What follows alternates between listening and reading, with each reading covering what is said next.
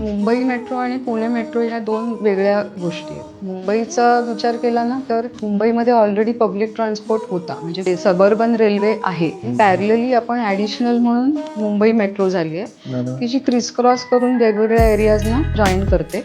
Business hubs वेगवेगळ्या ठिकाणी आहेत, बँड्रा कुर्ल्याला आहे, फोर्टला आहे, आणखीन काही ठिकाणी आहे, तर त्याला कनेक्ट करते. इकडे आपल्याला असं लक्षात घ्यायला पाहिजे की मुंबईमध्ये the user is adapted to public transport. तिकडे ऑलरेडी बेस्ट आहे आणि सबर्बन रेल्वे त्याला हे ॲडिशन झालेले आहे. आपल्याकडे काय आहे पुण्यामध्ये की पुण्यामध्ये we have buses, PMPL buses, that is it. पुण्याचा जो विस्तार आहे तो पण त्या मानाने लहान असल्यामुळे खूप वर्षांपर्यंत ऑल्टरनेट ट्रान्सपोर्ट सिस्टीमचा विचारच नाही झाला. त्याच्यामुळे पुणे मेट्रोचं अरायवल आहे ना हे खूपच म्हणजे लेट आहे. देर से चल रही है म्हणतो ना आपण रेल्वेच्याच भाषेमध्ये.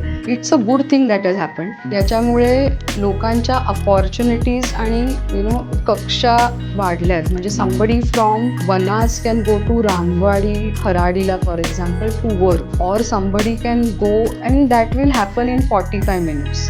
आणि त्याच्यामुळे खूप सगळे पॉईंट टू पॉईंट डेस्टिनेशन्सना ना खूप कन्व्हिनियंट झालेले आहे मेट्रो. तुम्हाला ट्रॅफिक लागत नाही, तुम्हाला डेफिनेट ट्रॅव्हल टाईम आहे.